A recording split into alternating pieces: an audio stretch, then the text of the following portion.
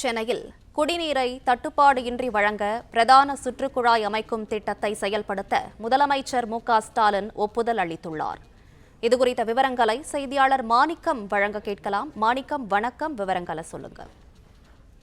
சென்னையில நாளுக்கு நாள் குடிநீருடைய தேவை அதிகரித்து வருகிறது. காரணம், சென்னையினுடைய பறந்து விரிக்கக்கூடிய அந்த பரப்பளவுல மக்கள் தொகை அதிகரித்து வருவதனால எதிர்காலத்தை கருத்தில் கொண்டு குடிநீர் விநியோகத்தை சீராக வழங்குவதை உறுதி செய்யும் விதமாக புதிய ஒரு திட்டத்தை சென்னை குடிநீர் வாரியம் கொண்டு வந்திருக்கிறார்கள். அதாவது சென்னையினுடைய சுற்றுவட்ட பாதை முழுவதற்கும் ஒரு குடிநீர் குழாயை 98 கிலோமீட்டர் தொலைவுக்கு பதிப்பது என்ற ஒரு திட்டத்தை கொண்டு வந்திருக்கிறார்கள். இது சுற்றுக்குழாய் பதிப்பு திட்டமாக இது அறியப்படுகிறது. இந்த திட்டத்தின் மூலம் சென்னையில தற்போது குடிநீர் வழங்கக்கூடிய 84 குடிநீர் விநியோக மையங்களிலிருந்து இந்த குழாய் இணைக்கப்படும். இதன் மூலமாக ஒரு இடத்துல தண்ணீரோட பற்றாக்குறை ஏற்பட்டால், உதாரணத்துக்கு போரூர் ஏரியில் தண்ணீர் குறைந்து விட்டால் அந்த ஏரி மூலமாக தண்ணீர் கொடுக்கக்கூடிய அந்த நீர்நிலையங்களிலிருந்து தண்ணீர் கொடுக்கக்கூடிய பகுதிகளுக்கு நீர் கிடைப்பதில் ஒரு சிக்கல் ஏற்படும். இதனால அந்த பகுதிகளுக்கு மாற்று வழியில மேற்கொள்ள வேண்டிய சூழல் இருக்கிறது.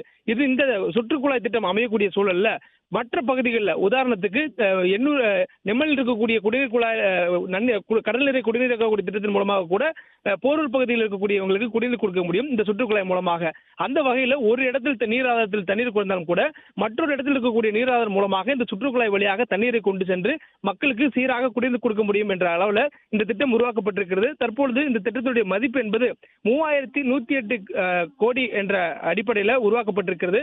தமிழ்நாடு அரசும் இந்த திட்டத்தை செயல்படுத்துவதற்காக கொள்கை அளவிலான ஒப்புதலை கொடுத்திருப்பதாக சொல்லப்பட்டிருக்கிறது. மேலும் இதனுடைய ஒருங்கிணைந்த கட்டுப்பாடாக குடிநீர் வாரியத்துடைய தலைமையகம் செயல்படும் எனவும், பல்வேறு இடங்களில் இதற்கான தரக்கட்டுப்பாடு உள்ளிட்டவைகள் கண்காணிக்கப்படும் எனவும் சொல்லப்பட்டிருக்கிறது. இதன் மூலமாக 2057 வரையிலும் தண்ணீருக்கான தேவை எந்த அளவுக்கு இருக்குமோ அதனை முன்கிட்டு அதனுடைய கணக்கு அடிப்படையில் தான் தற்பொழுது இந்த சுற்றுக்குழாயினுடைய அளவு பதிக்கப்படும் என்ற தகவலும் தற்பொழுது சொல்லப்பட்டிருக்கிறது. பிளே ஸ்டோர் மற்றும் ஆப் ஸ்டோரில் இருந்து பாலிமர் செயலியை QR கோடு மூலம் பதிவிறக்கம் செய்யுங்கள். செய்திகளை உடனுக்குடன் பெறுங்கள்.